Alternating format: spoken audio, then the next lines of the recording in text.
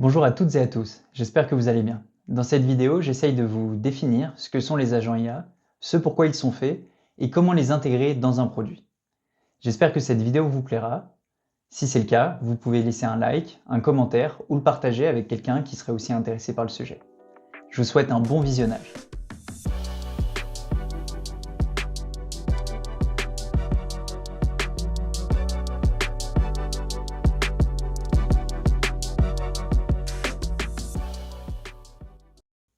Les agents IA. Tout le monde en parle en 2025, mais qu'est-ce que c'est vraiment? Un agent IA, ça va être une entité semi-autonome qui va avoir accès à 5 éléments essentiels. Premièrement, un environnement dans lequel il va évoluer. Des outils qui vont lui permettre de capter de l'information dans cet environnement et d'interagir avec. Des mémoires et des croyances qui vont lui permettre d'enregistrer de l'information durant l'exécution de la tâche. Des capacités de planification qui vont lui permettre d'établir une séquence d'actions par lesquelles passer dans le but d'aboutir à l'objectif. Enfin, il va y avoir un agent qui va être guidé par un objectif. Et donc, cet objectif va déterminer un petit peu tout son comportement. Les agents IA, vous en avez partout autour de vous. Et ce n'est pas uniquement de l'IA générative. Si je prends l'exemple d'un robot aspirateur autonome, ce robot aspirateur va évoluer dans l'environnement de votre maison. Il va avoir accès à des outils pour se déplacer, des caméras pour prendre de l'information lors de ses déplacements. Il va avoir accès à une certaine mémoire pour savoir où est située la station de charge, par exemple, les pièces par lesquelles il est déjà passé. Enfin, il va avoir des capacités de planification si jamais un chien ou un obstacle apparaît dans son environnement. Et son objectif est de nettoyer votre maison. Ces 5 composants essentiels des agents IA, ils sont présents dans les voitures autonomes, dans les systèmes d'assistants chatbot que vous pouvez utiliser au quotidien, ou même le logiciel que vous utilisez peut-être pour faire vos présentations PowerPoint. Le concept des agents IA a fortement évolué au cours du temps, du cadre théorique jusqu'au système pseudo-autonome qu'on peut avoir aujourd'hui. En 1950, Alan Turing établit le test de Turing, qui a pour but de se demander et si les machines pouvaient penser. Au début, ce sont des systèmes d'IA basés sur des règles qui manquent de versatilité et d'autonomie. On arrive en 1980 vers des systèmes dits experts, qui vont là engranger beaucoup de connaissances, mais qui vont encore manquer d'autonomie, de capacité de planification, et également d'un environnement dans lequel ils peuvent évoluer. En 1990, on va voir apparaître les premiers frameworks pour essayer de venir définir un petit peu plus cette notion d'agent, avec notamment le framework BDI, pour Believe, Desire, Intention, qui va venir établir des règles sur les outils, la gestion de la mémoire et l'accès à un environnement pour ces agents. À ce même moment-là, on va avoir l'émergence de l'apprentissage par renforcement qui va permettre de ramener cette notion d'objectif dans l'apprentissage de ces agents IA. En 2015, on va avoir AlphaGo, qui va être un modèle statistique, qui va être justement entraîné sur prédire le meilleur coup pour une partie de Go. Et donc ce modèle-là va avoir des capacités de planification, d'interaction de l'environnement et une notion d'objectif vers lequel il va tendre. En 2020, on va voir l'émergence des premiers grands modèles de langage, avec notamment ChatGPT, Claude, etc. Et ces modèles-là, au début, vont commencer à avoir des propriétés qui sont assez intéressantes, mais on va essayer de rajouter des frameworks par-dessus pour que ça devienne des agents. Et donc permettre l'émergence d'AutoGPT, BabyAGI, etc. qui vont permettre d'aboutir vers les agents autonomes qu'on commence à avoir aujourd'hui. Sans cette fonctionnalité-là, ChatGPT serait beaucoup plus bête. L'appel à des fonctions externes est une des fonctionnalités les plus importantes pour les systèmes d'IA utilisés aujourd'hui, notamment dans vos chatbots. En effet, lorsque vous posez une question à un algorithme type ChatGPT, ce dernier va générer la suite de texte la plus probable par rapport à votre besoin. Il va avoir la possibilité donc de créer de l'information, mais potentiellement d'halluciner complètement un résultat. Pour pallier à ce problème-là, on a développé une suite d'éléments qui sont les appels à des fonctions externes, qui vont être en fait des outils qui sont fournis à ces agents IA et qui leur permettent, lorsque l'utilisateur en a besoin, d'actionner une requête sur un système externe qui là va donner un résultat qui va être beaucoup plus fiable que celui du modèle qui aura généré une séquence de texte pour répondre à la question.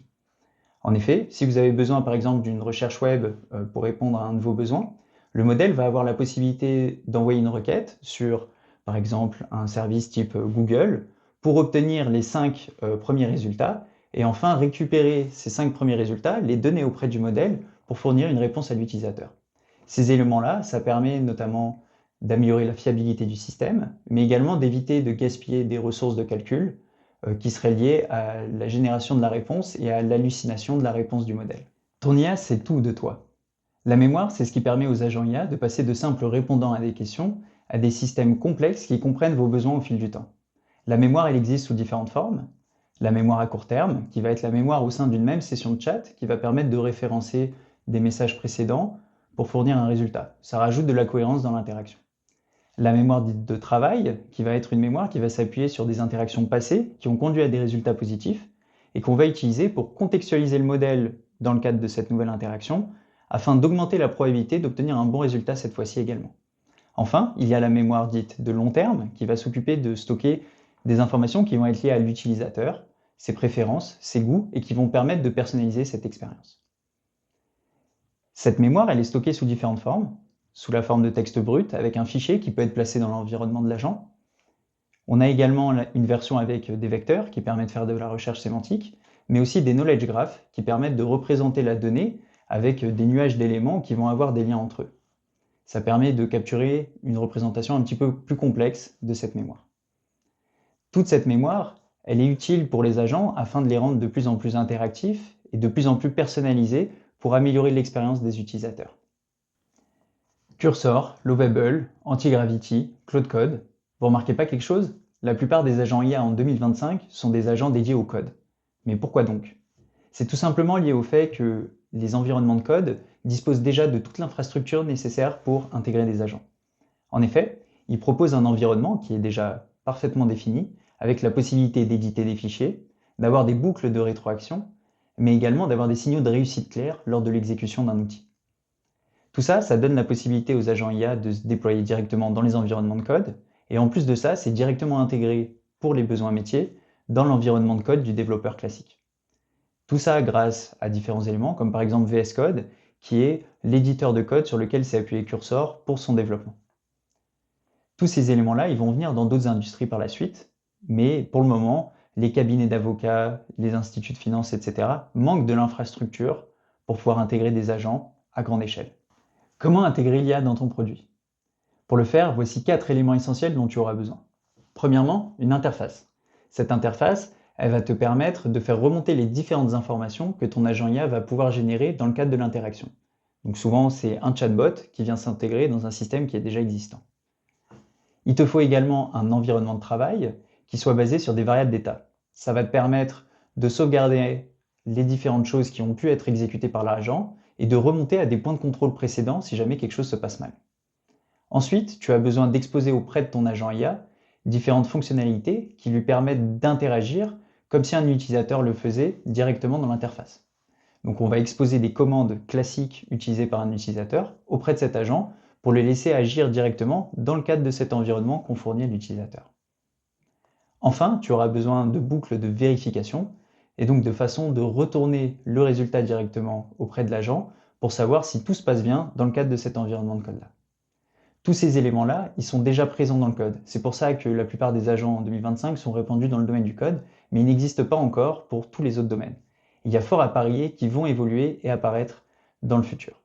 Enfin, si pour le moment l'interface privilégiée est le chat, il y a fort à parier qu'elle va également évoluer dans le futur et qu'on sera peut-être sur d'autres nouveaux types d'interfaces qui seront par exemple des interfaces avec des nœuds et la possibilité justement de visualiser de façon beaucoup plus transparente ce que l'agent IA peut réaliser. Comment personnaliser un agent IA? Pour ce faire, on va pouvoir s'appuyer sur différentes couches de customisation. Les capacités, les instructions et les boucles de réflexion. Les capacités vont définir le scope fonctionnel de ce que peut ou ne pas faire l'agent dans le cadre de l'interaction avec l'utilisateur. Par exemple, on va lui mettre à disposition un outil de recherche web, un outil d'édition et de lecture de fichiers, ou bien un outil d'exécution de code directement. On va pouvoir ensuite définir les instructions associées à cet agent, qui vont être en fait le mode d'emploi de comment l'agent doit se comporter dans le cadre de l'interaction avec l'utilisateur, quels sont les objectifs définis que l'on souhaite atteindre, quels sont les garde-fous, potentiellement la façon d'interagir avec l'utilisateur, et enfin la façon de retourner le résultat à la fin. Ensuite, on va pouvoir modifier les boucles de réflexion qui vont être différentes étapes clés par lesquelles l'agent va devoir passer à chaque interaction. Et donc ça, par exemple, c'est implémenté dans des outils comme Cursor, où l'agent va commencer par analyser toute la base de code qui est fournie par l'utilisateur, ensuite définir un plan sur comment répondre à son besoin dans cette base de code-là, et ensuite venir exécuter les différents outils pour modifier ces fichiers de code et implémenter ces nouvelles fonctionnalités. Enfin, il peut y avoir une étape de vérification à la fin.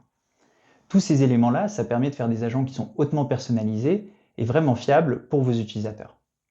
L'IA a déjà tout appris. Comment peut-elle encore s'améliorer? ChatGPT est entraîné sur toutes les données accessibles sur le net et on voit bien que ses performances évoluent au fur et à mesure. Lorsque l'on passe de GPT-3 à GPT-4 puis à GPT-5, on se rend compte qu'il y a des évolutions de performance qui sont assez importantes. Cependant, le passage de GPT-4 à GPT-5 montre qu'on atteint un certain plateau d'un point de vue performance. Ce plateau-là, il est lié au fait qu'on a utilisé toutes les données qui sont accessibles et le fait de créer des modèles plus gros ne suffit plus à les rendre plus puissants.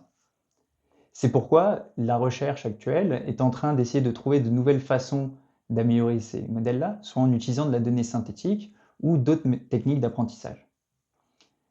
Ces données synthétiques, elles peuvent aussi être issues de l'utilisation de la technologie elle-même, via par exemple les agents.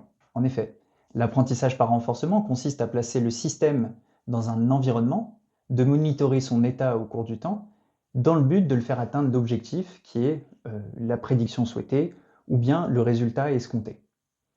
Si on reprend ce système-là et qu'on fait le parallèle avec la structure des agents IA, on se rend compte qu'il y a une certaine proximité dans le fonctionnement où les agents IA, eux aussi, vont avoir accès à un environnement, vont avoir besoin de décrire certains chemins par lesquels ils vont passer et qui sont toujours orientés vers l'objectif. C'est pour ça que je pense que les agents IA vont permettre de créer ces nouvelles structures de données qui vont capturer beaucoup plus de contexte et beaucoup plus d'informations et qui vont permettre de repasser ces paliers de performance au fur et à mesure et d'améliorer les résultats avec cette technologie. Les systèmes multi-agents sont la prochaine étape vers laquelle se dirige l'intelligence artificielle. Mais qu'est-ce que c'est exactement? Un système multi-agent, ça va être un système qui va être composé de plein d'agents spécialisés qui vont collaborer ensemble dans le but de réaliser une tâche. Contrairement à un agent seul qui pourrait essayer d'exécuter une tâche peut-être trop complexe, les systèmes multi-agents vont permettre d'avoir plein de petits agents spécialisés qui vont collaborer dans le but de réaliser cette tâche. Ça offre différents avantages, notamment la possibilité d'exécuter en parallèle différentes tâches dans le but de collaborer pour aboutir au résultat, mais également la possibilité d'isoler différentes défaillances qui pourraient apparaître dans le système lors de l'exécution et de venir les corriger. On a différents frameworks qui ont pu émerger, comme CrewAI, AutoGPT, qui montrent dans quel cadre ça peut déjà exister et comment on peut les utiliser. Toutefois, ces systèmes ne sont pas encore assez performants, mais il y a fort à parier que dans le futur, ces systèmes multi-agents vont être de plus en plus utilisés, comme c'est déjà le cas dans les applications type Deep Research, implémentées par Claude, potentiellement ChatGPT. Des IA surpuissantes sans coder, c'est ce qu'on développe chez Ubique Agent. On vous donne accès à 4 éléments essentiels pour build vos agents. D'une part, les outils qui vont vous permettre de définir les capacités et les compétences associées à vos agents, l'environnement qui va permettre de définir quels sont les documents et les dossiers auxquels auront accès vos agents, la mémoire qui va être déjà intégrée à la plateforme, qui permet aux agents d'apprendre au fur et à mesure que vous les utilisez des interactions qui ont donné un bon résultat dans le passé, et enfin, la possibilité de customiser des boucles de réflexion qui permettent de définir des chemins de réflexion par lesquels les agents vont devoir passer à chaque interaction. Tous ces éléments ils sont disponibles directement dans la plateforme, sans code, et vous pouvez les utiliser dès maintenant. La plateforme vous permet également d'utiliser la capacité d'exécution de ces agents dans des environnements isolés, c'est-à-dire que vous allez avoir votre agent qui va évoluer dans son propre environnement sans forcément interagir avec l'extérieur. Vous allez également avoir accès à une infrastructure qui va vous permettre de scaler cette fonctionnalité-là dans le futur lors du passage en production. Et enfin, vous avez la possibilité d'utiliser tous les outils d'intégration qui sont fournis dans la plateforme, soit par API, iframe ou extension Chrome, pour intégrer votre agent directement dans votre contexte métier pour pouvoir en tirer le plus de valeur possible. Si jamais vous voulez tester comment créer des agents avec Ubique, vous pouvez dès maintenant vous connecter sur le site web www.ubique-agent.com et vous créer un compte pour commencer à build des agents pour les passer en production.